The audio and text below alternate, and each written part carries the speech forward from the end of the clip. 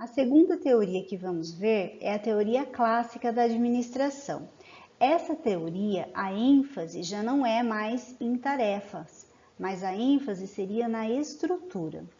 E ela surge com Fayol. Então, os 14 princípios de Fayol são a divisão do trabalho, a autoridade, disciplina, ou seja, os trabalhadores eles devem obedecer e respeitar regras, unidade de comando, ou seja, eles são subordinados a um superior, unidade de direção, então grupo com o mesmo objetivo, subordinação dos interesses individuais aos gerais, então o que importa são os interesses gerais nessa era, e a remuneração era através de salários adequados.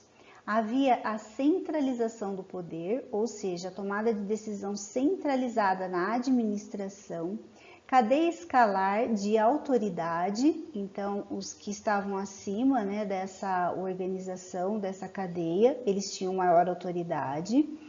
Em relação à ordem, pessoas e materiais no lugar certo e no tempo certo, a equidade, gerente justo e atencioso, e a estabilidade na permanência do pessoal. Além disso, iniciativa e espírito de equipe. Agora vamos fazer uma comparação entre as abordagens de Taylor e Fayol. Taylor, a abordagem da administração científica, a ênfase era na tarefa. Os termos mais utilizados eram a organização racional, divisão de tarefas, a simplificação, especialização das tarefas e tempos e movimentos. A ótica era de baixo para cima. E os destaques seriam Taylor, Gilbert e Ford. Já o Fayol, da abordagem clássica, a ênfase era na estrutura e os termos mais utilizados seriam técnicas comerciais, financeiras, contabilidades, administrativas, relacionadas ao planejamento, organização, direção e controle. E a ótica era de cima para baixo, ou seja, as pessoas, os funcionários precisavam obedecer aos seus superiores. E o destaque nessa época é Fayol. A teoria burocrática de Weber tem também como ênfase a estrutura, e algumas características são autoridade tradicional, autoridade exercida apoiada no costume ou práticas passadas.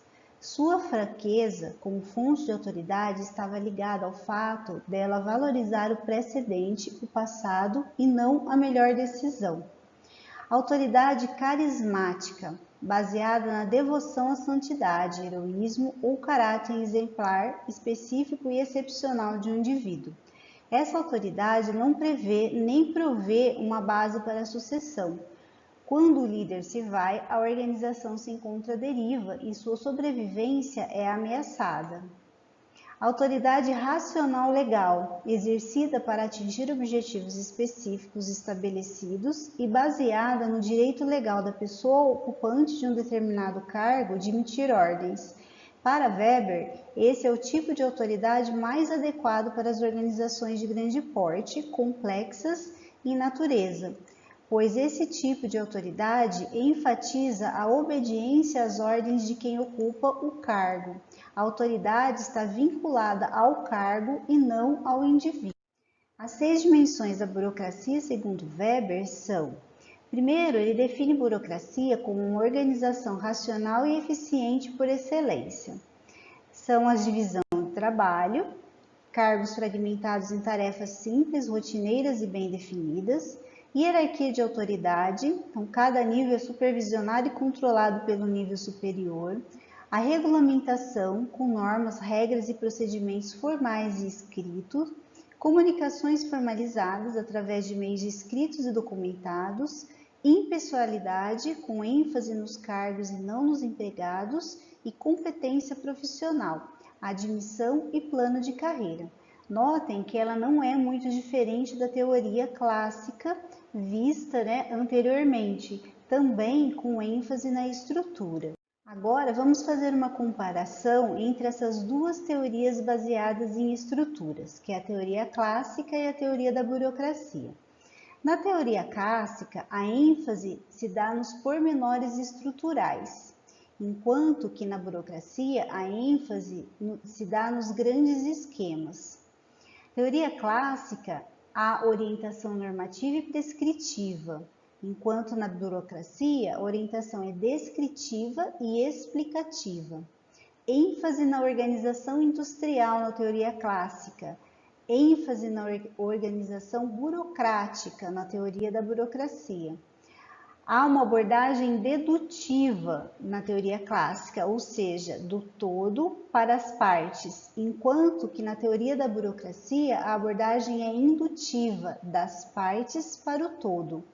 Na teoria clássica, busca de meios científicos para o trabalho rotineiro, enquanto que na teoria da burocracia há uma preocupação com as características e consequências da burocracia. Agora vamos fazer uma comparação entre as três teorias vistas até o momento, que seria a teoria de Taylor, a de Fayol e a de Weber.